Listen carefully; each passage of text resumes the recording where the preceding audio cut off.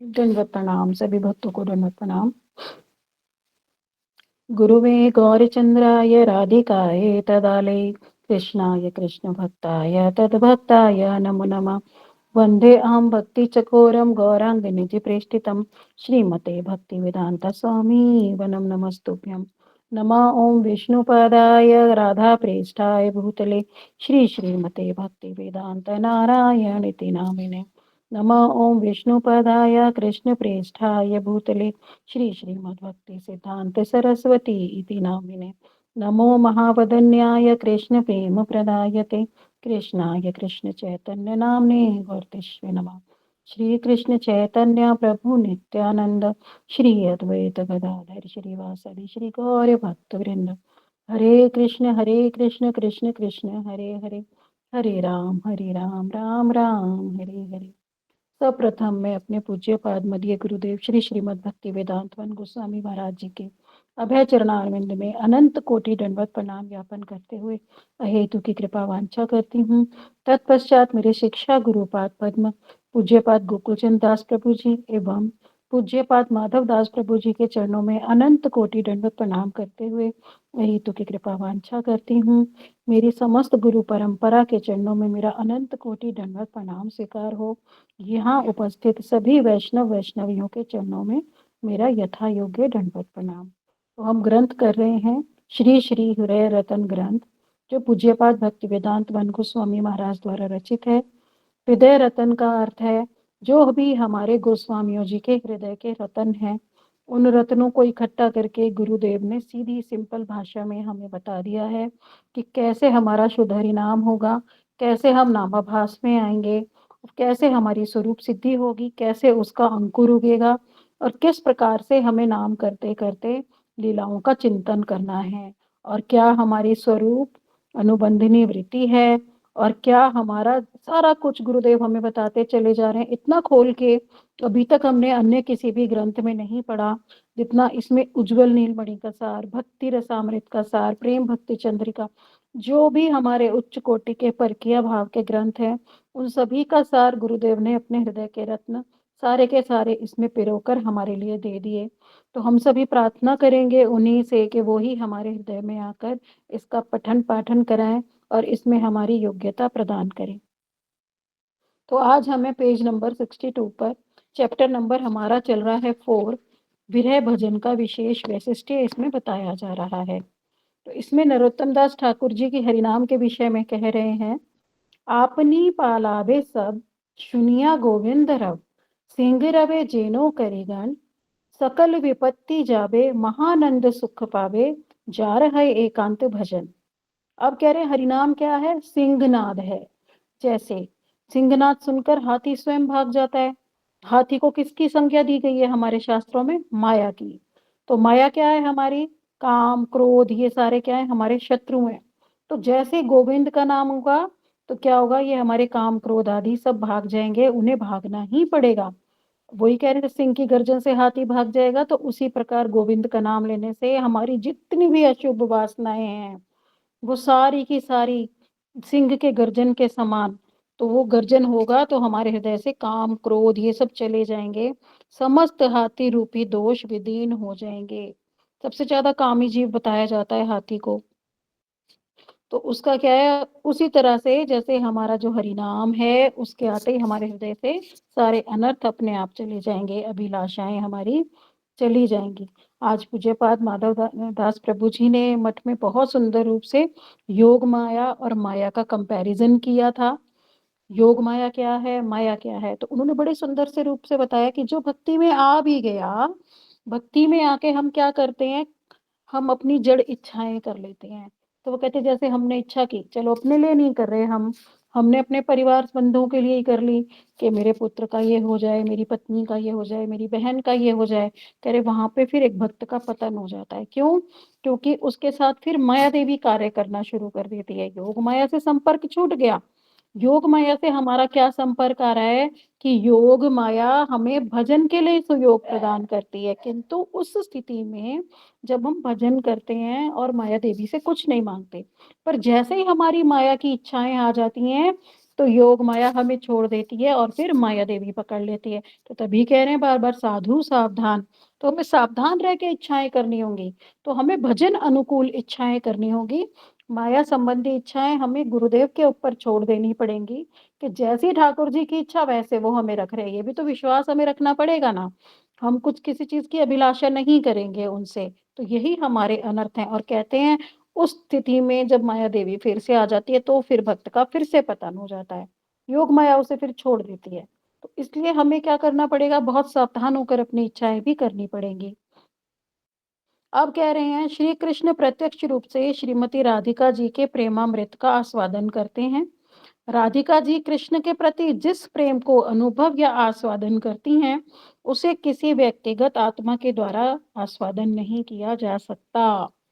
तो ये भी बता रहे हैं जो हमारा मादनाख्य महाभाव है, जो श्री कृष्ण आलिंगन चुंबन आदि राधिका जी के साथ कर रहे हैं, जो उनका प्रेम प्रदान हो रहा है आपस में, तो वो हम नहीं जान सकते, कभी भी नहीं जान सकते और उसको हम जान भी नहीं सकते थे क्योंकि अनअर्पितम चरिम चिरात ये बताया कि किसको भाव उल्लास रति कहा जाता है इसको जो कृष्ण राधा जी के अंदर भाव आ रहे हैं, जो उन भावों से उल्लास आ रहा है, वो जो रति है, वो मंजरियों के हृदय में आती है। तो वो कौन आए? मंजरी भाव देने आए। तो इसीलिए मंजरी भाव बहुत इम्पोर्टेंट है, हम इसे नहीं समझ पाएँगे, किंतु ध्यानपूर्वक इस विषय में श्रवण करते, करते, करते हमारी रति हो जाएगी। जब श्रीमती राधिका जी के प्रति रति, कृष्ण के प्रति रधिक रति से अधिक हो जाए, तब उसे ही हम भाव उल्लास रति कहेंगे। देखो मैंने कुछ किसी वैष्णवी के अनुगत्य में बहुत बड़ी हमारी सीनियर दीदी हैं, मधु दीदी, उन्होंने हमें पढ़ाया था, राधा रस सुधा निधि ग्रंथ। तो वो जितना भी मैं उनके अनुगत्य में पढ़ पाई, फिर मैं बिज़ी हो गई थी। तो उसमें आया था, टीकाओं में बड़ी सुंदर-सुंदर बातें आई थी, तो वह पूरा मंजरी भाव से ओत-प्रोत है वो वाला ग्रंथ। तो उसमें बताया गया कि जो राधा और कृष्ण को दोनों को जो आस्वादन हो रहा है, अगर कृष्ण को आनंद हो रहा है राधा जी को देखकर, तो वो भी मंजरियों के हृदय में स्फुरित हो रहा है और जो स्फुरित हो रहा है राधा जी के हृदय में कृष्ण को देखकर, वो भी मंजरियों के। तो दोनों का जो मिलित जो उनके रमण का आनंद जो दोनों के हृदय में है, वो एज़ इट इज़ मंजरियों के हृदय में क्योंकि कृष्ण के रस का आस्वादन राधा जी ले रही हैं। तो राधा जी के हृदय में जितना भी भाव आ रहा है, वो सारा का सारा एज़ इट इज़ मंजरियों के हृदय में फ्लो होता है। तो हम देखो कोई भी चाहे हमारा स्वरूप हो, दास्य रस हो, सख्य, वात्सल्य और भी किसी में अगर हमारा हो तो कह रहे उतना आनंद नहीं है, टॉप मोस्ट आनंद गोपियों के हृदय में भी नहीं, टॉप मोस्ट आनंद सखियों के हृदय में भी नहीं है। क्यों? क्योंकि सखियाँ भी राधा रानी और कृष्ण के बेडरूम में प्रवेश नहीं पाती हैं। वो क्या करती हैं जैसे फॉर जड़ एग्जांपल अगर हम लें, तो सखियों की एंट्री कहाँ तक होती है? हमारे ड्राइंग रूम तक, बेडरूम में तो नहीं होती है। तो राधा रानी की जो पर्सनल सेविकाएँ हैं, वो उनकी पाल्य दासी हैं, वो हैं मंजरियाँ। तो वो जो मंजरियाँ हैं, वो फिर उनकी उसमें गूढ़ सेवा भी करती हैं और रंध्रों से झाँकती भी रहती हैं कि अभी राधा जी को किसी वस्तु की आवश्यकता है क्या? क्या उन्हें पान चाहिए या पानी चाहिए? पसीना आ रहा है तो हम उनको भीजन कर दें यानी हवा कर दें। तो इस प्रकार से जो और फिर जो उनके हृदय में भाव आते हैं, विरह का भाव आता है तो मंजरियों के हृदय में विरह आ जाता है, आनंद आता है तो मंजरियों के हृदय में आनंद आ जाता है। तो उसी को कहते हैं हम भाव उल्लास रति। अब आगे फिर इसको एक्सप्लेन कर रहे हैं गुरुदेव, बड़े भाग्यशाली हैं हम कि इन चीज़ों को इतना खोलकर गुरुदेव ने बताया। अब कह रहे हैं मंजरी भाव क्या वस्तु है? तो इसमें गुरुदेव बता रहे हैं कि जो श्री राधिका का कृष्ण के प्रति प्रेम है, उसी को स्वभक्ति कहते हैं। और ब्रज में 2 प्रकार की होती है, संबंध आत्मिका और कामात्मिका भक्ति। जो हमारी कामात्मिका भक्ति है, वो फिर से 2 भक्ति की देखो संबंध आत्मिका जो होगी, वो हमने भक्ति भगवान में अच्छे से कामात्मिका भी पढ़ी थी, संबंध आत्मिका भी पढ़ी थी। किसी को क्लास में याद है तो वो मुझे बता सकता है। किसी को याद है इन दोनों में क्या अंतर है? चलो मैं बताती हूँ। संबंध आत्मिका ये थी कि जिनका कृष्ण के साथ संबंध है, वो होती है संबंध आत्मिका यानी जैसे माता का पुत्र का संबंध है कृष्ण के साथ, है ना? और जो सखाओं का है वो सख्य भाव में उनका संबंध है, वो कृष्ण के सखा हैं। तो ये थी हमारी संबंध आत्मिका भक्ति। और जो कामात्मिका भक्ति होती है, वो होती है गोपियों की। और उसमें भी क्या होती है गोपियों की भक्ति में? संभोग इच्छामयी और तत्त भाव इच्छामयी। गोपियों की नोट्स बनाओ ना तभी तो आप लोगों को याद रहेगा। तो कामात्मिका भक्ति क्या होती है? गोपियों की होती है, और उसमें क्या होती है? संभोग इच्छामयी होती है उन गोपियों की जो कृष्ण के साथ प्रत्यक्ष रूप से मिलन चाहती हैं, जो रास में उनके साथ नृत्य आदि करती हैं। इसमें चंद्रावली आदि, राधा जी की सखियां आदि सभी प्रकार की गोपियां आ जाएंगी। और जो हमारी संभोग, ये तत्त भाव इच्छामयी होती हैं, ये होती हैं हमारी मंजरियां। यानी तत्त भाव, जो राधा और कृष्ण के हृदय में जो जो भाव उत्पन्न होते हैं, वो एज इट इज मंजरियों के हृदय में फ्लोट होते हैं। तो उसी को कहते हैं तत्त भाव इच्छामयी। उनकी पर्सनल कुछ इच्छा नहीं होती, जो राधा जी की इच्छा बस वही। तो उसी को, जो तत्त भाव इच्छामयी है इसमें, उसी को मंजरी भाव कहा जाता है। इसी में श्रीमती राधिका जी का पाल्य दासित्व भाव होता है। कल भी मैंने एक्सप्लेन किया था कि पाल्य दासित्व भाव किसे कहते हैं। ये तो पूज्यपाद माधव प्रिय प्रभु जी भी बार बार क्लासेस में बताते रहते हैं हमें मॉर्निंग में। पाल्य दासी किसे कह रहे हैं हम, पाल्य दास किसे कह रहे हैं? जो गुरुदेव के अनंत एकदम 100% रूप से सरेंडर हो गया कि मुझे तो ना अपने राशन की चिंता, ना कपड़े की चिंता, ना घर की चिंता, मैं भजन कर रहा हूँ गुरुदेव, बस आप मुझे देखोगे, जो दोगे मैं तो उसी में संतुष्ट रह जाऊंगा। आप मुझे रहने को दो मत दो, खाना दो मत दो, कपड़ा दो मत दो, मैं भजन कर रहा हूँ। क्यों? इसका भी एग्जाम्पल उन्होंने बड़े अच्छे रूप से दिया। मैंने कल भी बताई थी ये बात, परसों भी बताई थी कि जैसे एक माता को बताना नहीं पड़ता कि पुत्र को किस वस्तु की आवश्यकता है, वो स्वयं उसकी रक्षा करती है, स्वयं रिस्पॉन्सिबल होती है, उसी प्रकार एक गुरुदेव भी फिर अपने ऐसे शिष्य के प्रति 100% रिस्पॉन्सिबल होते हैं, फिर वो उसका लालन पालन करते हैं। तो कह रहे इसी तरह से पाल्य दासित्व के, अब राधा रानी मैं आपके ऊपर सरेंडर हूं, आप जैसे मुझे रखोगी, जो दोगी वो ठीक है। तो उसी को हम क्या कह रहे हैं? भाव उल्लासमयी रति, जिसमें श्रीमती राधिका के प्रति एकांतिकी निष्ठा रहती है। तो उनकी क्या रहेगी? एकांत की निष्ठा रहेगी, उनके कृष्ण के प्रति नहीं रहेगी निष्ठा। वो अकेले कृष्ण से नहीं मिलेंगे। अगर हम अपना श्री श्री विलाप को समांजलि ग्रंथ पढ़ें तो उसमें रघुनाथ दास गोस्वामी जी ने बहुत सुंदर रूप से बताया कि मुझे कृष्ण आपसे कुछ लेना देना नहीं। आप अगर कहीं भी जाओ, मैं आपके पीछे पीछे नहीं आऊंगा, मैं तो जहां मेरी राधा रानी जाएंगी मैं वहीं आऊंगा। तो उनकी होती है राधा रानी के प्रति एकांत की निष्ठा। तो जिसके कारण श्रीमती राधिका जी के समस्त भाव उनमें मंजरियों में संक्रमित अथवा संचारित हो जाते हैं। तो राधा जी के भाव मंजरियों के हृदय में एज इट इज फ्लोट करते हैं। अब बता रहे हैं श्रीमती राधिका जी की, मैंने कल ये ग्रंथ हैंड तक देखा था, बड़े सुंदर सुंदर इसमें ये तक बताया हुआ है आगे आगे चैप्टर्स में कि गोपियां क्या क्या सीखती हैं, कैसे कैसे कृष्ण को छलना है, कैसे गुरुदेव की वंचना करनी है। गुरुदेव मतलब जो बड़े लोग हैं, गांव के लोग हैं और पिता वगैरह जो तो कृष्ण से मिलने जा रहे हैं, कैसे बहरा हो जाना है, और किस किस, मतलब बहुत ही सुंदर ग्रंथ है। It's amazing actually. तो हमें पूरा परकीय धाम, नित्य धाम में बताया जा रहा है कि हो क्या रहा है वहां पे, और कैसे कैसे हमारी ट्रेनिंग होगी, वो सब इसमें बहुत सिंपल भाषा में एक्सप्लेन कर दिया।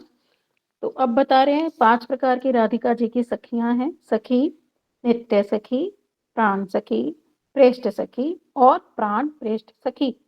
अब इसमें जो 2 कैटेगरी की सखियां हैं हमारी, एक होती है नित्य सखी और एक होती है प्राण सखी। इन्हीं को ही क्या कहा जाता है? मंजरी भाव संपन्न सखी। जो मंजरी भाव होता है वो होती है नित्य सखी और प्राण सखी। इनमें श्रीमती राधिका जी के भाव समूह संक्रमित हो जाते हैं। श्री कृष्ण के द्वारा राधिका जी का आलिंगन, चुंबन आदि करने पर उनके भाव मंजरियों में स्वतः ही संचारित हो जाते हैं। मंजरियां कृष्ण से स्वतंत्र रूप में नहीं मिलती। इसका उदाहरण श्रीला रघुनाथ दास गोस्वामी कृत विलाप कुसुमांजलि ग्रंथ में वर्णन है। देखो यहाँ पे जो बताया, थोड़ा सा मैं बताने का प्रयास करती हूँ कि गुरुदेव ने जो बताया, जैसे कृष्ण राधिका जी का आलिंगन कर रहे हैं और चुंबन कर रहे हैं, तो उसमें जो राधा रानी को आनंद प्राप्त होता है, वो ही आनंद एज इट इज मंदिरियों को भी प्राप्त होता है, उनके मिलन का आनंद। अब आगे बता रहे हैं, त्वम रूप मंजरी सखी प्रतिथा पुरे अस्मिन पुंसः परस्य वदनम नहीं पश्यसि बिंबाधरे शतमनागत भृत काया यते व्यधाई किमुत इच्छुक पुंगवेना। विलाप कुसुमांजलि का है ये पहला श्लोक। कह रहे हे सखी रूप मंजरी, तुम इस ब्रज मंडल में सती के रूप में विख्यात हो। अब कोई गोपी कह रही है रूप मंजरी से कि रूप मंजरी, तुम तो सती के रूप में व्याख्या, तो सब कहते हैं तुम परम सती हो, पर तुम तो और कभी पर पुरुष का मुख भी नहीं देखती। किंतु तुम्हारे पति की अनुपस्थिति में तुम्हारे जो बिंबाधरों पर मैं शत देख रही हूँ, यह क्या किसी सुखश्रेष्ठ का कार्य है? मतलब वो कह रहे हैं उनके जो होठ पे है, ओष्ठ पे जो उनके बिंबाधर है, यानी उनके होठों पे थोड़ा कटा हुआ निशान है। तो वो कह रही है कि ये किसने किया? तुम्हारा पति तो यहाँ पर है नहीं। तो फिर बता रहे हैं आगे, एक जीव श्रीमती राधिका के भाव को कदापि ग्रहण नहीं कर पड़ी। क्यों? क्योंकि कृष्ण ने राधा रानी के अधरों पर शक्त किया था, तो वो एज इट इज जो उनके अंडर में मंजरियां हैं, तो उन सभी के होठों पर वो सारे चिन्ह पड़ गए, क्योंकि वो एज इट इज जो उनके साथ हुआ वो एज इट इज मंजरियों के साथ भी फ्लोट हो गया।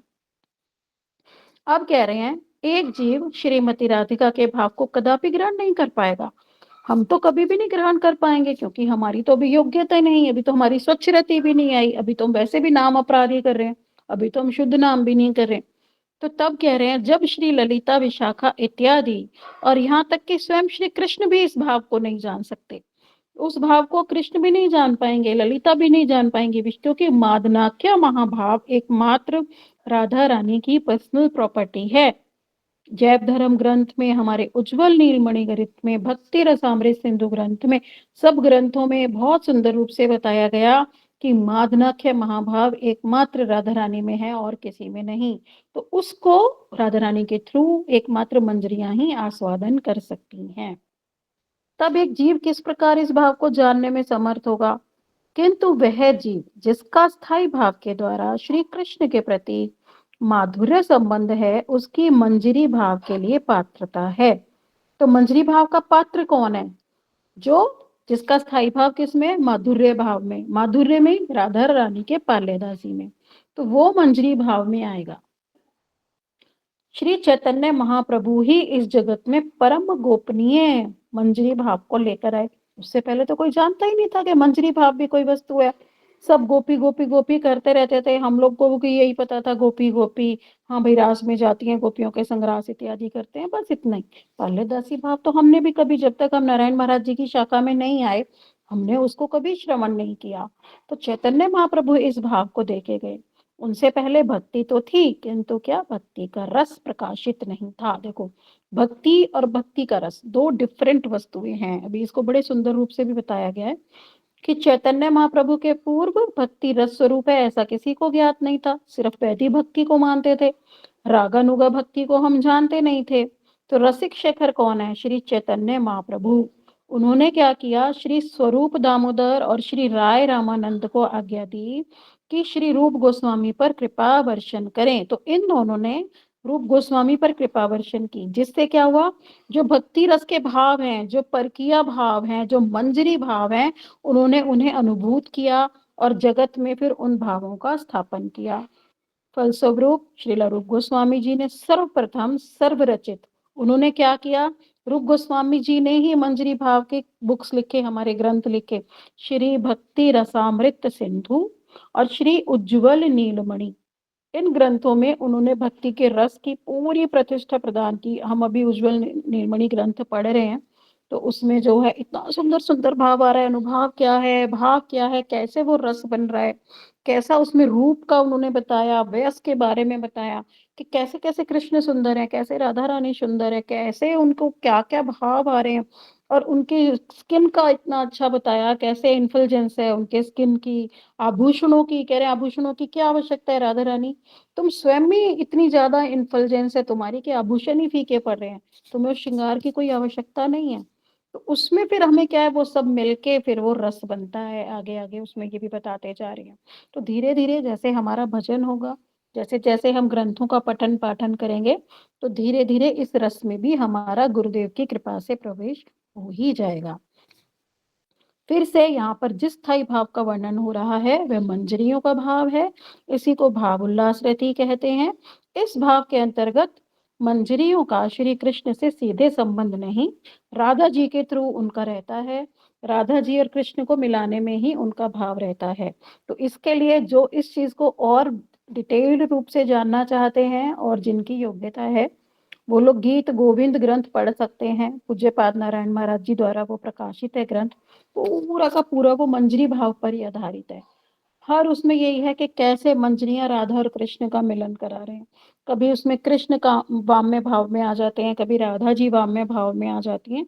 तो मंजरी कैसे उनको मिलन कराती है, गीत गोविंद में पूरा का पूरा जयदेव गोस्वामी जी ने यही एक्सप्लेन किया है। तो उसमें देख के आप लोग जान पाओगे और उन लीलाओं का हम चिंतन भी कर सकते हैं, क्योंकि वही हमारी मंत्रमयी उपासना है। अब बता रहे हैं भाव उल्लास रति क्या है।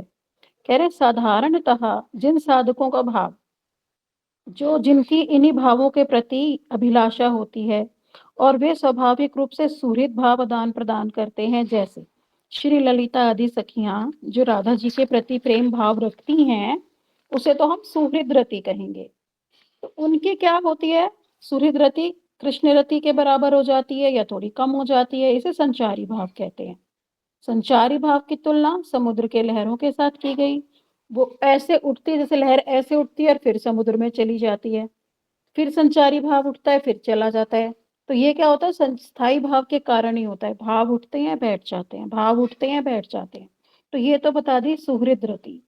अब कह रहे हैं जिस प्रकार इस चीज को समझने का प्रयास करेंगे, जैसे कोई लता है, लता में क्या है, फूल भी हैं पत्ते भी हैं, है ना, खिले हुए फूल भी हैं और कलियां भी हैं। तो जैसे अब जो पत्ते पुष्प और जो उसमें कलियां हैं, क्या वो ये कहेंगी कि मुझे वृक्ष से अलग से जाके लिपटना है। ये बहुत अच्छी बात गुरुदेव ने यहाँ पे बता दिया, इस तरीके से आज तक किसी ने एक्सप्लेन नहीं किया।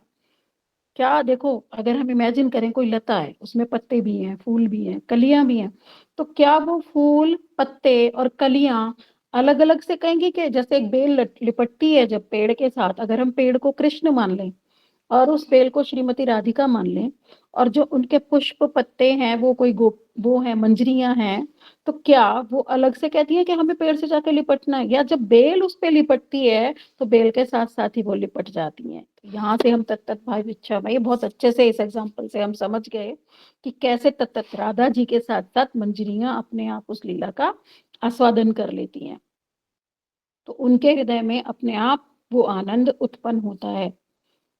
श्री वृंदावन में श्रीमती राधिका जी गोपियों में शिरोमणि हैं और श्री कृष्ण प्रेम की कल्पलता के रूप में विख्यात हैं। वो कृष्ण की समस्त अभिलाषाओं को पूरा करती हैं। तो क्या कह रही हैं, उनकी कुछ सखियों का स्वभाव पत्तों के समान है, कुछ सखियों का पुष्पों के समान, और कुछ मंजरी स्वभाव की हैं। इस कारण वे राधा कृष्ण के मिलन के लिए सदैव उत्सुक रहती हैं और राधा कृष्ण के मिलन के परमानंद में ही वो विभोर रहती हैं। उसी में उन्हें आनंद मिलता है, उसी में उनका हृदय आनंदित रहता है। श्री चैतन्य महाप्रभु ने इस अद्भुत अपूर्व सुदुर्लभ प्रेम अर्थात भाव उल्लास रति को जीव मात्र को वितरित किया। यही श्रीमन महाप्रभु का इस जगत के लिए महावदान है। श्री हरदास ठाकुर जी ने कहा कि श्री चैतन्य महाप्रभु का हृदय तो परमानंद से उल्लसित हो गया, तो वे क्या करते हैं, स्वयं इसी प्रकार की कथाएं श्रवण करना चाहते हैं। तो महाप्रभु किसके साथ करते थे इस प्रकार की, स्वरूप दामोदर जी के साथ, राय रामानंद जी के साथ इसी प्रकार की कथाएं वो श्रवण करते थे। अब फिर से बता रहे हैं, कल भी बताया कि रस एक मशीन के समान है, अब फिर से बता रहे हैं कि रस एक यंत्र के समान है। भक्ति विनोद ठाकुर जी ने भी इस रस की व्याख्या की है। हमने पूर्व में भी उल्लेख किया कि रस एक मशीन की भांति है, और क्या है इसकी दूरी, दूरी मतलब पॉइंट क्या है, स्थाई भाव। स्थाई भाव के आसपास ये मशीन रूपी चल के पूरा का पूरा रस जो 49 इंग्रेडिएंट्स से बना है हमारा, जिसमें क्या है, विभाव अनुभाव सात्विक और व्यभिचारी, ये सारे के सारे घूमते हैं। तो किसका एग्जाम्पल दे रहे हैं, धुलाई मशीन से। इसका एग्जाम्पल भी गुरुदेव ऐसे से देते हैं ना हमें उदाहरण, कि हमें ऐसे नहीं तो ऐसे कैसे ना कैसे वस्तु समझ में आ जाए हमारी योग्यता के अनुसार। तो कह रहे हैं जब तक वो वस्त्र धुल नहीं जाता, जब हम मशीन में डालते हैं तब तक मशीन चलती रहती है, चलती रहती है, जब तक उसकी मलिनता पूर्ण रूप से ना निकल जाए। तो कभी सीधी घूमती है, कभी उल्टी घूमती है, कभी सीधी कभी उल्टी। तो इसी तरह से कह रहे हैं कि जैसे उसमें भाव आते रहेंगे, कभी ऐसे कभी ऐसे कभी ऐसे, जब तक उसके हृदय में पूर्ण रूप से भाव में आनंद ना हो जाए तब तक उसे अलग अलग रसों का आस्वादन वो कराते रहेंगे कराते रहेंगे कराते रहेंगे, तब उसका हृदय एकदम आनंदित हो जाएगा। कितना सुंदर उदाहरण दिया ये भी। अब कह रहे हैं साधक क्या है, आश्रय तत्व है और स्थाई भाव के मंच पर ये 4 उपादान प्रकाशित होते हैं जब साधक रसिको को पढ़ता है और हरिनाम की मधुरिमा का आस्वादन करता है।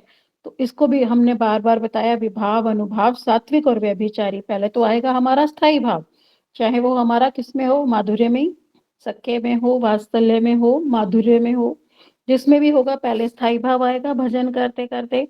स्थाई भाव आने के बाद उस पर फिर आएंगे विभाव, अनुभाव, सात्विक, व्यभिचारी। ये सारे के सारे आकर कैसे आनंद में बदल जाएंगे। तो तब हरिनाम की मधुरिमा साधक को, क्योंकि क्या है ना, लीलाएं प्रकाशित होंगी अलग अलग अलग अलग, कैसे मैं उसमें सेवा कर रही हूँ, कैसे मैं वहां सेवा कर रही हूँ, कैसे मैं वहां सेवा, और उसमें क्या, कभी विभत्स रस में, कभी हास्य रस में, कभी कैसे, कभी अश्रु आ रहे हैं, कभी कंप आ रहा है, कभी कुछ, कितना कुछ है। कृष्ण की माधुर्य और राधा रानी का मिलन ही देखकर अष्ट सात्विक विकार आ गए। तो वो लीलाओं का जब आस्वादन होगा ना, तब हरिनाम की मधुरिमा का हमें आस्वादन होगा। अब कह रहे हैं यह रस साधक के हृदय में दो प्रकार से प्रकाशित होता है, एक अर्चन मार्ग और दूसरा भाव मार्ग।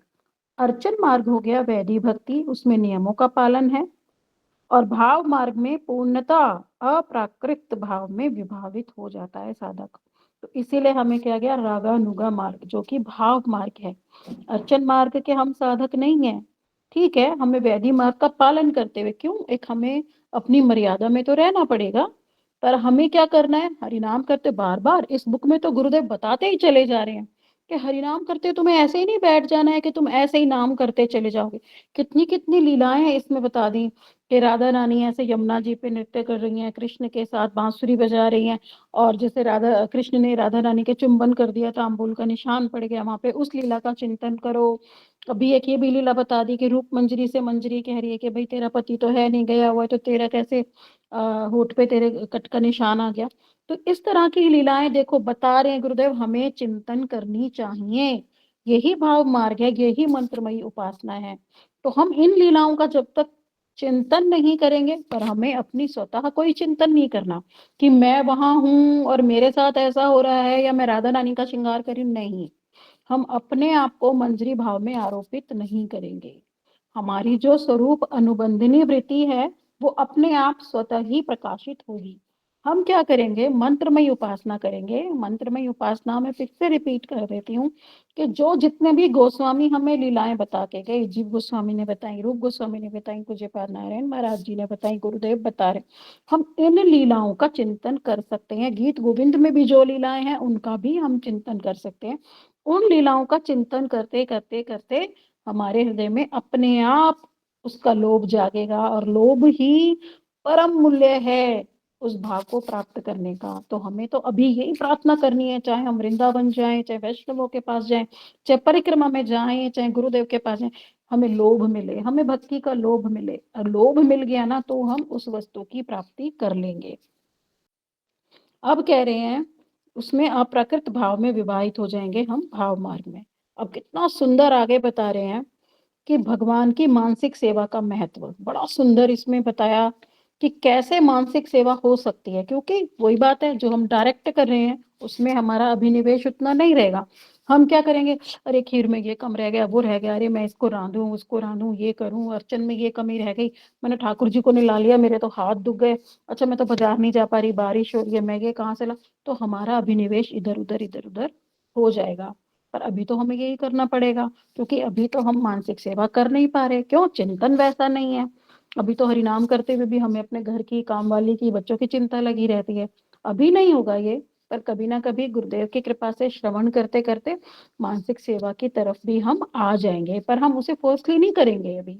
तो इसी चीज को आगे बता रहे हैं गुरुदेव कि भक्ति रसामृत सिंधु में वर्णन हुआ कि यदि आप भगवान का केवल भाव के द्वारा भी पूजन करते हैं तो वो अवश्य ही स्वीकार करते हैं। तो एक उदाहरण दे रहे हैं, यहाँ पे कथा बता रहे हैं गुरुदेव कि दक्षिण भारत में एक दरिद्र ब्राह्मण था, उसके पास कुछ भी नहीं था, ना पैसा, ना रुपया, ना कपड़ा, ना फूल, ना पुष्प, कुछ भी नहीं था।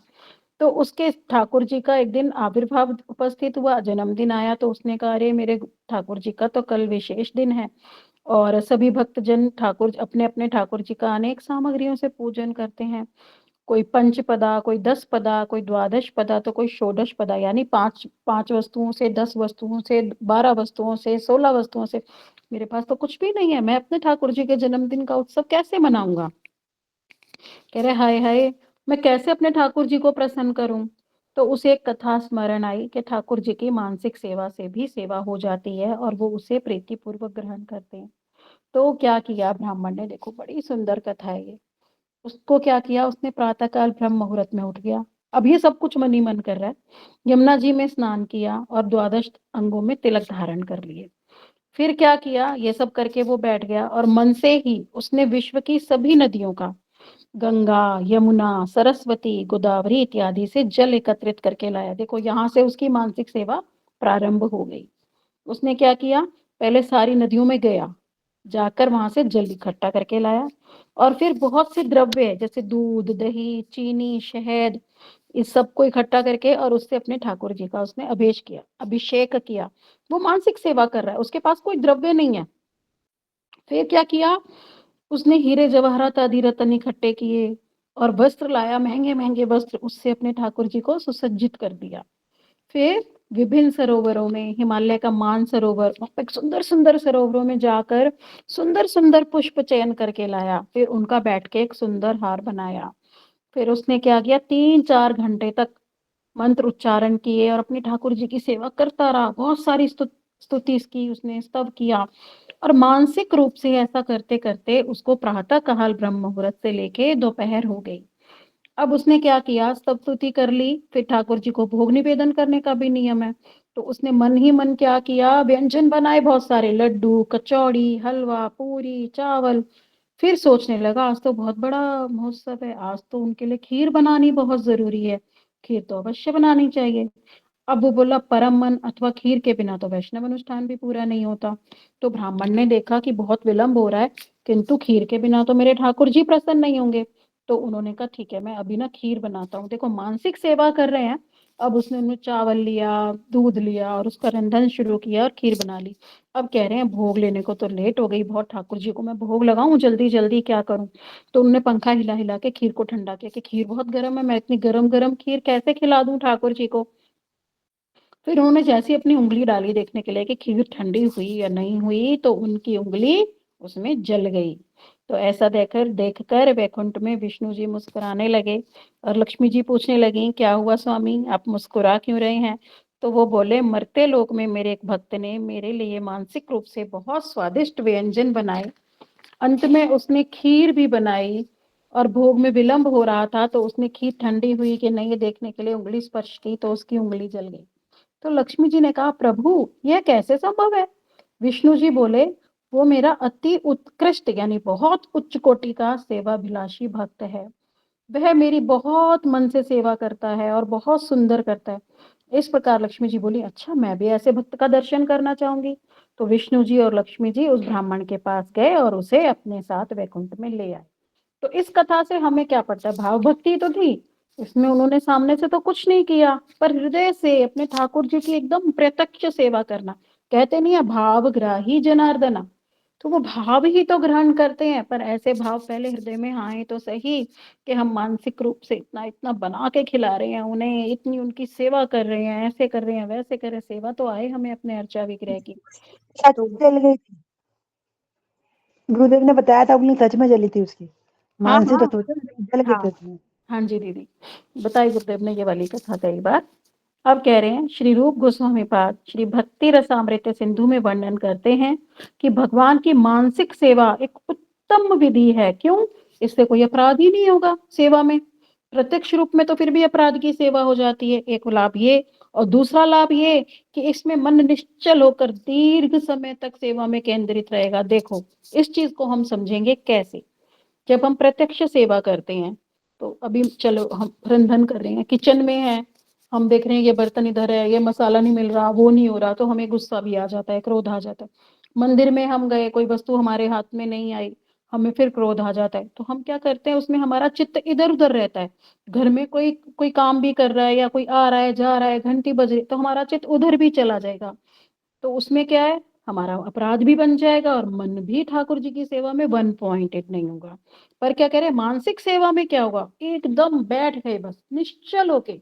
अब कोई चिंता ही नहीं है, ना घर की, ना द्वार की, ना बाहर की, कोई चिंता नहीं, एकमात्र बस मेरी किचन है, यहाँ पे इतना सामान है, मैं ये बना रही हूँ, मैं वो बना रही हूँ, मैं ये बना रही हूँ, मैं ठाकुर जी को भोग लगा रही हूँ, मेरे ठाकुर जी खा रहे हैं।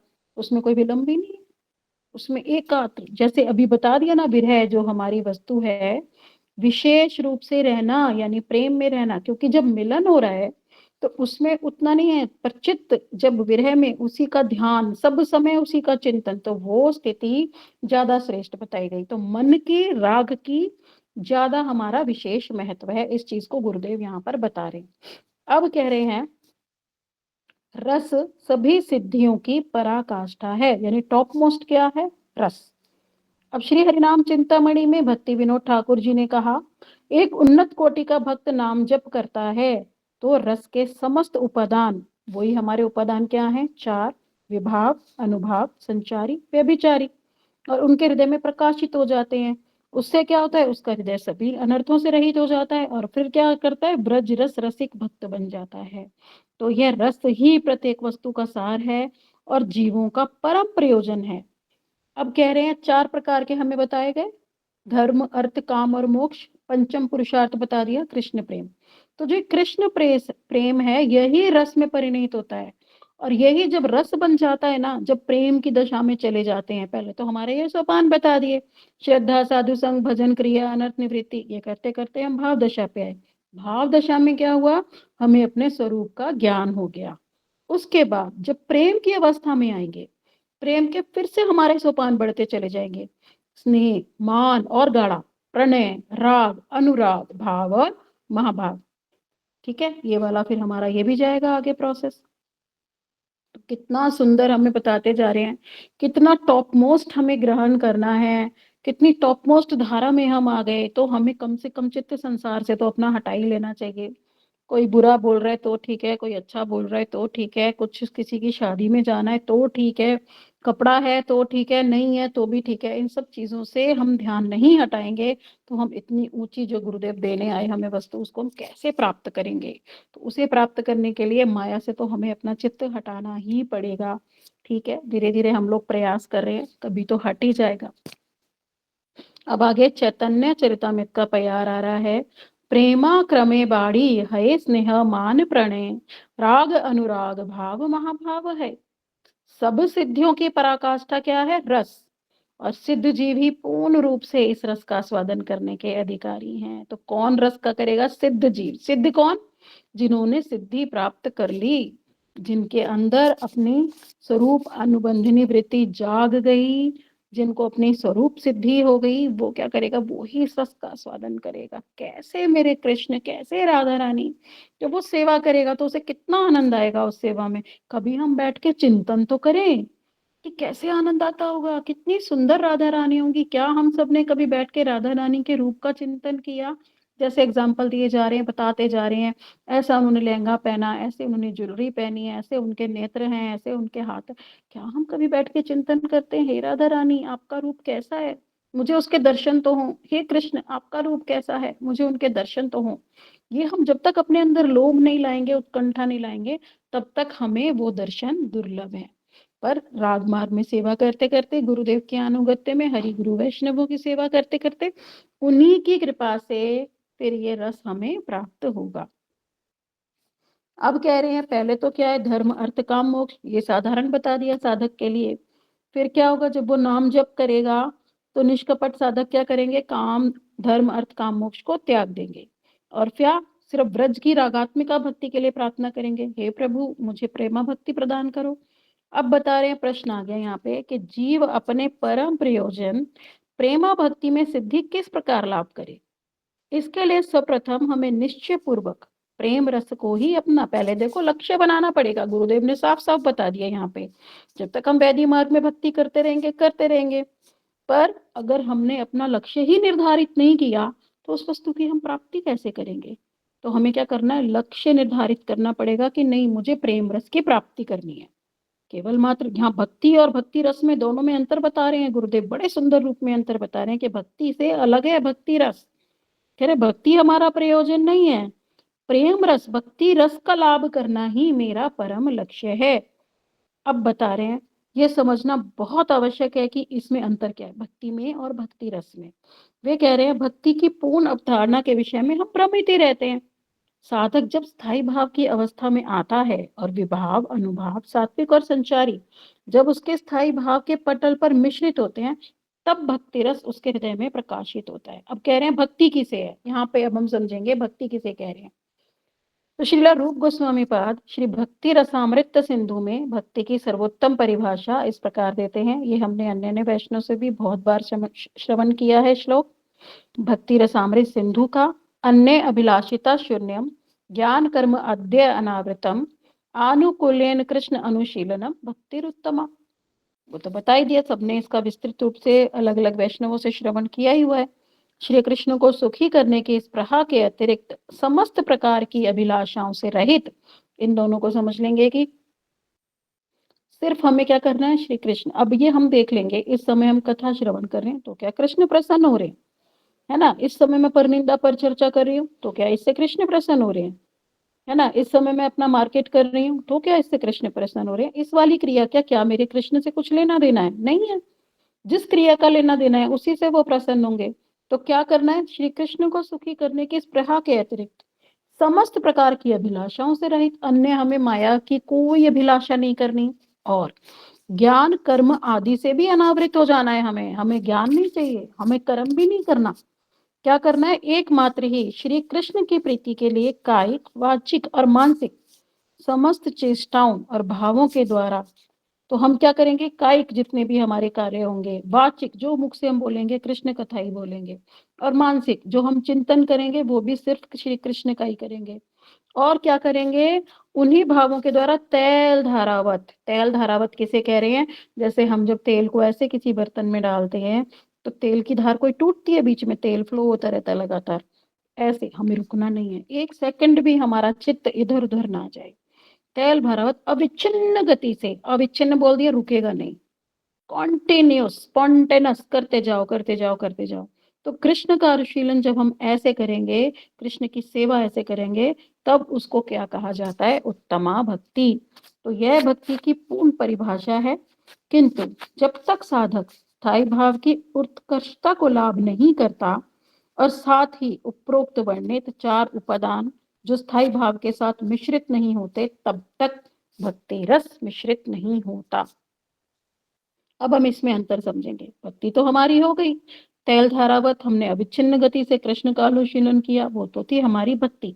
पर भक्ति रस क्या है, तो क्या है, ये जो चारों 49 इंग्रेडिएंट्स जो बार बार बताए जा रहे हैं, जो राधा कृष्ण की लीलाओं का आस्वादन है ना, उसमें जो हमारी सेवा है स्थायी भाव आने के बाद, तो जब तक उसमें हमारा प्रवेश नहीं होगा लीलाओं में, तब तक हमारा भक्ति रस प्रकाशित नहीं होगा। भक्ति तो कर ली, पर भक्ति रस वो कैसे बना, लीलाओं में हमारे प्रवेश के बाद, उसमें हमारी सेवा के बाद। अब कह रहे हैं तब साधक अधिक से अधिक नाम जप करता है और अनुभूति के साथ कृष्ण लीलाओं का स्मरण करता है। अनुभूति के साथ कि मैं वहां हूँ, स्थायी भाव आ गया, पहले तो स्वरूप सिद्धि हो गई, मैं कौन हूँ, मैं मंजरी हूँ, ठीक है। अब लीलाओं में राधा रानी मुझे बता रही है मेरी ये सेवा, ललिता सखी ने रूप मंजरी को कहा, रूप मंजरी ने रमण मंजरी को कहा, रमण मंजरी ने हमें कहा कि भाई जाओ दूध लेके आओ या पुष्प लेके आओ या ये लाओ। तब जाके जब उन लीलाओं का चिंतन होगा कि मेरी क्या सेवा वहां पे, तब उन लीलाओं का अनुभूति के साथ, यानी उस समय हम वहां पर हैं, मानसिक रूप से हम पहुंच गए वहां, यहाँ तो हम हैं ही अभी, पर मानसिक रूप से जब वहां सेवा स्टार्ट हो जाए, तब उसको कहेंगे भक्ति रस। तब ऐसा रस आएगा कि फिर हरि नाम करते करते फिर हरि नाम हमसे नहीं छूटेगा। फिर तो एक लीला, दूसरी लीला, तीसरी लीला, चौथी लीला, पर अभी उससे हम बहुत दूर हैं। आएगी गुरुदेव की कृपा से, वो स्थिति भी आएगी हमारी। अब कह रहे हैं पूर्व में हम बता चुके कि श्री रूप गोस्वामी किस प्रकार नाम जप करते हुए कृष्ण की लीलाओं का स्मरण करते थे। साधारण साधक पुष्प रूप में कुछ महत्वपूर्ण श्लोकों को ये हमें बताया जा रहा है। अभी हम साधारण साधक है ना, तो हमारे लिए गुरुदेव बता रहे हैं कि हमें क्या करना चाहिए। अभी हम तो अपना स्वरूप प्राप्त किए नहीं, अभी तो हमारा लीलाओं में कोई प्रवेश नहीं, तो क्या करेंगे, पुष्प रूप में कुछ महत्वपूर्ण श्लोकों को एकत्रित करके उन्हें कंठस्थ कर लेंगे। जैसे जो हमारे श्लोक हैं उज्ज्वल नीलमणि के हैं, उपदेशामृत के हैं, गीत गोविंद के हैं, उन्हें ठीक है हम कंठस्थ कर लें और नाम जप के समय एकाग्र चित्त होकर उनका स्मरण करें। तो वो हमारे गोपाल चंपू में भी है, वो राधा रस सुधा निधि में भी है ना। तो क्या करेंगे, उन उन श्लोकों को कुछ को कंठस्थ कर लो जिसमें की लीलाएं हैं। अब उन लीलाओं का श्लोकों के द्वारा कि हाँ ये श्लोक था इस वाले ग्रंथ का, उसमें रूप गोस्वामी जी ने ये लीला बताई, उसमें जीव गोस्वामी जी ने ये लीला बताई, उसमें जयदेव गोस्वामी जी ने ये लीला बताई। तो उनका चिंतन करने से धीरे धीरे भक्ति रस के अनुकूल भाव स्वतः ही हृदय में प्रकाशित हो जाएंगे। तो देखो कितने सुंदर रूप में गुरुदेव ने यहाँ पे प्रोसेस बता दिया कि कैसे हमारे हृदय में भक्ति रस उत्पन्न होगा। तो हमें लीलाओं का चिंतन करना होगा, किंतु अपनी स्वतः की गढ़ी हुई मनगढ़ंत कोई लीला नहीं, उन्हीं लीलाओं का हमें श्रवण करना है, चिंतन करना है जो गोस्वामी पाद हमें बता कर गए। अब विलाप कुसुमांजलि का श्लोक आ रहा है, तवेवास्मि न जीवामि त्वया बिना इति विज्ञाय देवी त्वं नय माम चरणान्कितम। हे श्रीमती राधिके, मैं तुम्हारी हूँ, मैं तुम्हारे बिना जीवित नहीं रह सकती। यह जानकर तुम मुझे अपने श्री चरण प्रांत में स्थान प्रदान करो। अर्थात हे श्रीमती राधिके, यदि आप मुझ पर करुणा नहीं करोगी तो मैं प्राण धारण नहीं कर पाऊंगी, अतः आप मुझे अपने चरण कमलों का आश्रय प्रदान करें। तो हमें ऐसी भी राधिका जी से प्रार्थना करनी है। हम लोग जब भी मठ जाएं, अपने ठाकुर जी के आगे बैठे हैं, तो हम श्रीमती राधिका जी से प्रार्थना करें कि मैं नहीं रह पाऊंगी, मुझे आप अपना पाल्य दासी बना लो ना। हे राधा रानी, मुझे कैसे अनुभूत होगा, मेरा तो कोई भजन नहीं, मैं तो बद्ध जीव हूँ, माया ने मुझे घेरा हुआ है।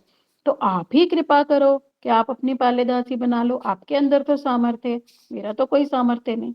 तो ऐसी प्रार्थना करते करते राधा रानी कभी तो सुन ही लेंगी ना हमारी। तो हमें प्रार्थना भी रोज करनी है ऐसी। अब कह रहे हैं, साधक इस प्रकार से कातर होकर प्रार्थना करते हुए नाम जप आदि करे। तो कैसे कातरता पूर्वक, रोते हुए, बिल्कुल लोभ से, जैसे हमारा हृदय फटा जा रहा है उसके बिना। पर ये लोभ हमें लाना पड़ेगा। अभी तो ये लोभ ही नहीं है, अभी तो हम संतुष्ट हैं कि ठीक है हम हरि नाम कर रहे हैं, क्लासेस कर रहे हैं, एकादशी कर रहे हैं, बस that is enough for us. हमें और कुछ नहीं चाहिए। अभी तो हमारा अभिनिवेश जगत में पूरा है। तो क्या कह रहे हैं, जब तक हमारी ये स्थिति नहीं आएगी कि हम रो रो के प्रार्थना करें, राधा रानी मुझे क्यों नहीं अपना रही हो आप, हे राधा रानी मुझे अपना लो, ऐसा नाम जप हो हमारा, हम रोते जाए नाम जप करते करते, ये स्थिति हमारी आ जाए। तब कह रहे हैं श्री रूप गोस्वामी श्री गांधर्व प्रार्थना अष्टकम में कह रहे हैं, हा देवी काकू भर गद गद यात वाचा याचे निपत्य भुवि दंडवधूटटार्तिः अस्य प्रसादम बुधस्य जनस्य कृत्वा गांधर्विके निज गणे गणना विदेही। तो कह रहे हे देवी गांधर्विके, मैं विशिष्ट पीड़ा से युक्त हूँ, अतः भूमि पर दंड के समान गिरकर कातरता युक्त गदगद वाणी से प्रार्थना करता हूँ कि आप मुझ अज्ञानी जन पर कृपा करें। अपने निज जनों की सूची के अंत में कृपया मेरा नाम लिख दीजिए। इसका भी बड़ा सुंदर एक कथा है। आज तो समय हो लिया हमारा, इस कथा को कल लेंगे हम। कह रहे हैं कि कृपया मेरा नाम लिख लो। इस प्रकार सुंदर प्रार्थनाओं के साथ नाम जप करना चाहिए। भजन किया है विशेष भावों में निमग्न रहना सुना दो ही। तो मंगलवार को टाइम आएगा फिर। क्या दीदी? मंगलवार को कथा हुई, आज सुना दो कथा। अच्छा, मंडे को क्या है? मंडे को क्वेश्चन आंसर होंगे ना। अच्छा अच्छा, चलो ठीक है, कर लेते हैं फिर कथा, इससे रिलेटेड फिर ये रह जाएगा। ठीक है, कर लेते हैं 10। वो कह रहे क्वेश्चन आंसर करेंगे ना थर्ड चैप्टर के। ठीक है, चलो कोई नहीं, कर लेते हैं, दीदी कह रही हैं तो उसमें क्या कह रहे हैं कि हमारा भी नाम लिख लो ना हे राधा रानी, अपना निज जन बना लो ना हमें। हमारा नाम अंत में ही लिख लो, हमें प्रथम में नहीं आना, अंत में कहीं किसी कोने में तो हमारा नाम लिख लो कि हम तुम्हारे गणों में शामिल हो जाएं। तो इसका जो है ना बड़ा सुंदर एक इसमें कथा बताई है। कह रहे हैं पाश्चात्य देशों के ग्रंथों में ये वाली कथा आती है, इसलिए इस कथा का वर्णन यहाँ पे एक प्रसंग आया इसलिए किया जा रहा है। तो गुरुदेव बता रहे हैं, अबू बेन आदम, ये एक नाम का निर्धन व्यक्ति था और उसको भगवत कृपा में उसका बहुत विश्वास था। तो ये विदेश पाश्चात्य देश की कथा है। कह रहे हैं उसका भगवत कृपा में बहुत विश्वास था। एक दिन उसने ब्रह्म मुहूर्त में देखा, देख रहा है वो, ऐसा प्रत्यक्ष में नहीं हो रहा, वो देख रहा है, जैसे कभी-कभी चित्त दर्शन हो जाते हैं ना भक्तों को, ऐसे उसे चित्त दर्शन हो रहा है कि एक व्यक्ति उसके कक्ष में आया है और उस एक कागज पर कुछ लिखने लग गया। तो उसने आदमी ने पूछा कि वह क्या लिख रहा है? तो वो जो व्यक्ति था उसने कहा कि भगवान के भक्तों की सूची बना रहा हूँ मैं तो। तो आदमी ने कहा, अच्छा, मैं तो जानता हूँ कि मैं भगवान के भक्त बनने के योग्य नहीं हूँ, मैं इस सूची में प्रवेश के योग्य भी नहीं हूँ, किंतु मैं आपसे विनती कर रहा हूँ, आप प्लीज इस सूची के अंत में मेरा नाम लिख लो ना।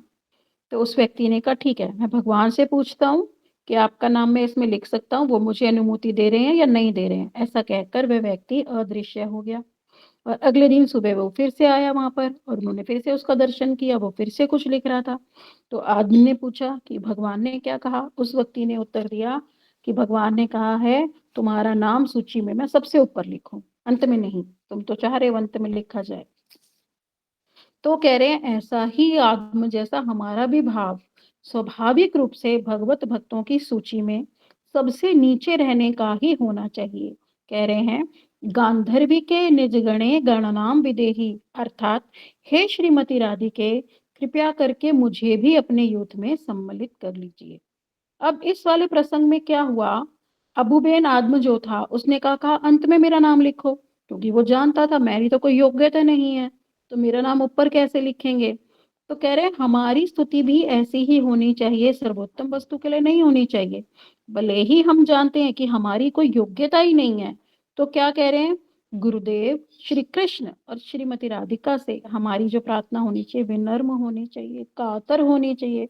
हमें रो रो के कहना चाहिए कि आप अपने सेवकों की सूची में मेरा नाम लिख लो, मेरी कोई योग्यता नहीं, पर आप कृपा करोगे तो मुझे प्राप्ति हो जाएगी। ऐसे ही हमें अपने गुरुदेव के आगे रोना चाहिए, ऐसे ही हमें वैष्णवों के आगे रोना चाहिए, और ऐसे ही हमें राधा रानी के आगे रोना चाहिए।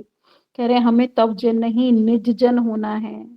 तव जन का अभिप्राय वह व्यक्ति जिसका श्रीमती राधिका से संबंध है, निज जन यानी श्रीमती राधिका के साथ सीधे संबंध, इस चीज को जानेंगे। तब जन यानी जैसे जैसे मेरा बेटा है ना, बेटे का कोई फ्रेंड, फ्रेंड का किसी से संबंध, तो उसका क्या संबंध मेरे से डायरेक्ट नहीं है, उसका संबंध क्या, फ्रेंड का अपने मेरे बेटे के फ्रेंड के साथ संबंध, फिर उसका मेरे बेटे से संबंध, और फिर मेरे बेटे का मेरे से संबंध, यानी उनके जनों के जनों को जानने वाला कोई XYZ। तो उस थ्रू ऐसे घूम के वो पहुंच रहा है उस तक। तो इस चीज को शायद आप लोग समझ पाए होंगे। पता नहीं मैं कितना समझा पा रही हूँ, गुरुदेव बताते जा रहे हैं तो मैं बोलती चली जा रही हूँ। पर क्या कह रहे हैं, हमें राधिका जी आपके साथ सीधा संबंध चाहिए, हम तो आपके विशेष जन बनना चाहते हैं। निज जन की प्रार्थना करने का अर्थ ये है, मतलब किसी के थ्रू नहीं, थ्रू होके नहीं, मुझे क्या डायरेक्ट आपसे संबंध चाहिए। तो कह रहे हैं आप मुझे कृपा करके अपने यूथ में स्वीकार कर लो ना श्रीमती राधिका जी। आपके तो बहुत से सेवक हैं, उन सेवकों में बहुत यूथ हैं और हम उन्हीं यूथ में सम्मिलित होना चाहते हैं। तो ललिता जी का एक यूथ है, विशाखा जी का एक यूथ है। हे राधा रानी, आप हमें अपने निज जन में ले लो ना, मैं तो आपके यूथ में ही सदा रहना चाहती हूँ। तो इसकी क्या मतलब हुआ कि जैसे जो आपका यूथ है हम उसी में आना चाहते हैं। ऐसा नहीं कि चंद्रावली में या इधर या उधर या उधर, अल्टीमेटली तो सारा का सारा घूम के कहाँ जा रहा है, राधा रानी के पास ही। पर राधा रानी के निज जन कौन है? मंजरियां। तो उसी भाव की प्रार्थना हो रही है यहाँ पे कि आपके निज जन में हमें आना है, तो आप हमारा नाम लिख लो ना। अब कह रहे हैं श्री रूप गोस्वामी पाद श्री रूप मंजरी के स्वरूप में श्रीमती राधिका जी के नित्य परिकर हैं, किंतु वे आचरण पूर्वक साधन भजन की पद्धति का प्रकाश करते हुए बता रहे हैं कि एक साधक को साधन भजन करना चाहिए, उसे किस प्रकार से उपरोक्त भावों का स्मरण करते हुए नाम जप करना चाहिए। तो हम लोग बहुत भाग्यशाली हैं कि रूप गोस्वामी के भाव, विश्वनाथ चक्रवर्ती ठाकुर के भाव हमें गुरुदेव ने इतनी सिंपल भाषा में इस श्री श्री हृदय रतन ग्रंथ में बता दिए। तो इन ऊंची ऊंची बातों को हम एक साधारण रूप में समझ पा रहे हैं। अभी तक हमने इन चीजों को समझा ही नहीं था इस ग्रंथ से पहले। अब कह रहे हैं श्रीमती राधिका गांधर्विका के नाम से जानी जाती हैं। गांधर्वी का अर्थ क्या बता रहे हैं? संगीत और नृत्य कला में निपुण। तो रूप गोस्वामी जी क्या कह रहे हैं श्रीमती राधिका को? हे गांधर्वी के, इस नाम से वो संबोधन कर रहे हैं। इस संबोधन का अभिप्राय क्या कि हे श्रीमती राधिके, आपका चित्त परम उल्लासित है, आपका नृत्य एवं गायन में परम अद्भुत अनुभव है।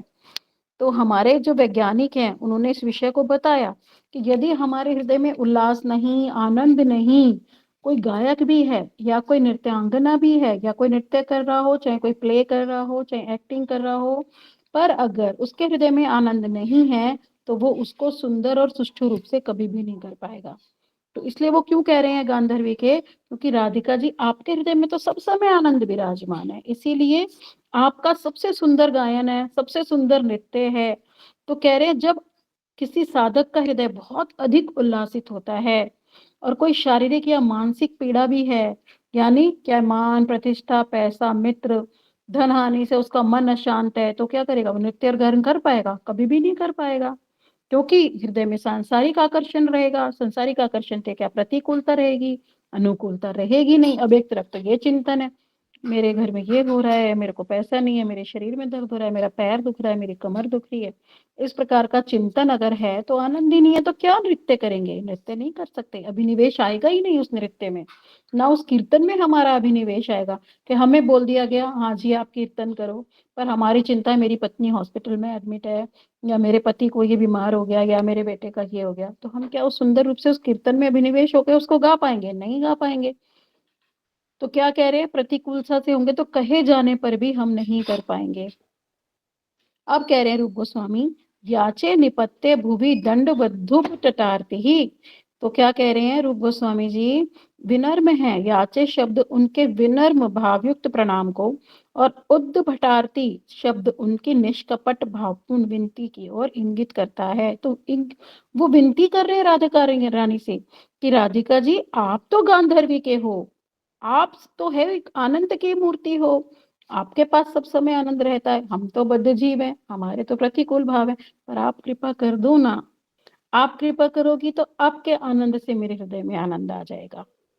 तो कह रहे हैं संक्षेप में एक साधक को श्री रूप गोस्वामी, श्रीला विश्वनाथ चक्रवर्ती ठाकुर एवं श्रीला रघुनाथ दास आदि गोस्वामियों के ग्रंथों के पदों का स्मरण, देखो कितने सुंदर रूप से गुरुदेव ने बता दिया। अभी तक देखो मैं तो अपनी बात करूंगी, मुझे तो इस ग्रंथ से पहले नहीं पता था, हम पूछते तो थे प्रश्न अलग अलग वैष्णवों से भी, ये हमारे प्रश्न रहते थे कि कब शुद्ध हरिनाम होगा, हमारा तो हरिनाम में भी रुचि नहीं आती है, कब स्वरूप सिद्धि होगी, मेरे प्रश्न रहते थे।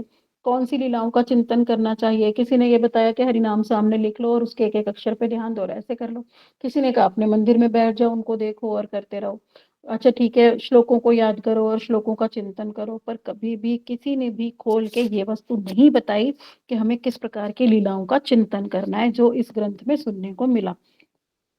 तो इसमें क्या बता दिया गुरुदेव ने कि एक साधक को क्या करना चाहिए, जो रूप गोस्वामी जी ने लीला बताई वो, विश्वनाथ चक्रवर्ती ठाकुर जी ने बताई वो, और श्री रूप गोस्वामी रघुनाथ दास गोस्वामियों के ग्रंथों के पदों का स्मरण करते हुए, तो उनमें क्या है, पदों में लीलाएं ही तो हैं और क्या है, कह रहे उनके द्वारा आचरित प्रचारित, जो उन्होंने जिसका आचरण किया और प्रचार किया, ऐसे ग्रंथों का, जो हमारी उज्जवल नीलमणि ग्रंथ है, जो हमारा राधा रस सुधा निधि ग्रंथ है, जो गोपाल चंपू ग्रंथ है, जो प्रेम संपुट ग्रंथ है, हमारी प्रेम भक्ति चंद्रिका ग्रंथ है, और ये गीत गोविंद ग्रंथ टॉप मोस्ट हमारा है ना, भागवतम में भी बहुत सारी लीलाओं का वर्णन है।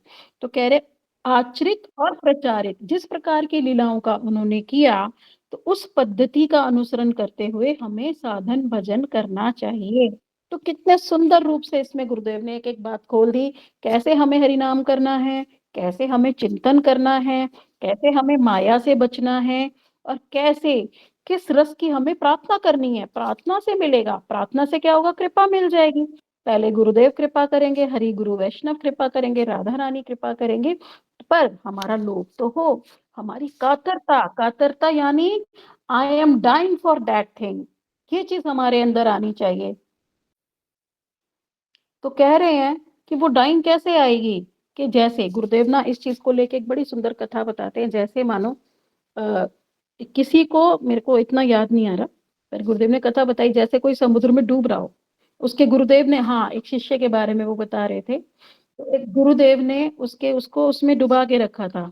अब क्या कर रहा है, वो सांस के लिए मर रहा है ना, अगर वो पानी में डूबा हुआ है तो वो कह रहा है मैं मर जाऊंगा, मैं मर जाऊंगा, मुझे सांस नहीं आ रही है। उसे क्या, उसकी सबसे ज्यादा उस समय उत्कंठा क्या होती है, कैसे ये क्षण के लिए मेरा मुख बाहर आ जाए, तो जैसे ही उसको मुख को ऐसे बाहर निकाला ऊपर की तरफ, साँस ली उसने, बस उसी के लिए उसके उस समय क्या है, वन पॉइंटेड कि बस मुझे साँस आ जाए, उससे ज़्यादा उसे और कोई वस्तु नहीं चाहिए। तो ऐसे ही हमारा जो भजन है, वो ऐसे ही होना चाहिए, मुझे बस राधा दास्यम मिल जाए, राधा दास्यम कब मिलेगा, राधा दास्यम कब मिलेगा? मैं मर रही हूँ, मुझे वो भाव चाहिए ही चाहिए, मुझे वो भाव चाहिए ही चाहिए। ऐसा हमारे अंदर उत्कंठा आती चली जाए।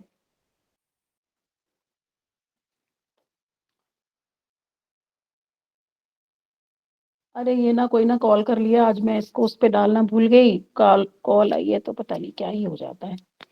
मैं ना परेशान हूँ, मैं भूल जाती हूँ इसको, वैसे तो कर लेती हूँ उस पे। हाँ,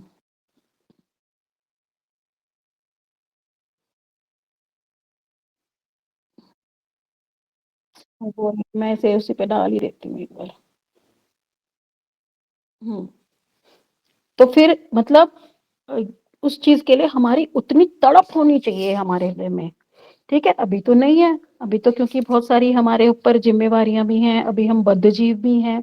पहले तो हम अपनी अनंत निवृत्ति पर कार्य करें, पर हम प्रार्थना तो कर ही सकते हैं ना, अभी आरोपित तो कर सकते हैं इस चीज को। ठीक है, अभी हमारे हृदय में वास्तव रूप में लोभ नहीं है, वास्तव रूप में तड़प नहीं है, पर हम आरोपित तो कर सकते हैं, हम रोना शुरू तो करें। हे राधा रानी दे दो ना, हे कृष्ण दे दो ना, हे गुरुदेव दे दो ना, मांगे तो सही, प्रार्थना तो करें। तो धीरे धीरे धीरे क्या है, कभी ना कभी तो आरोपित होते होते सच में हो जाएगी ना। पर हम इसका लोभ तो रखें, निर्धारित तो करें हमें ये प्राप्ति करनी है।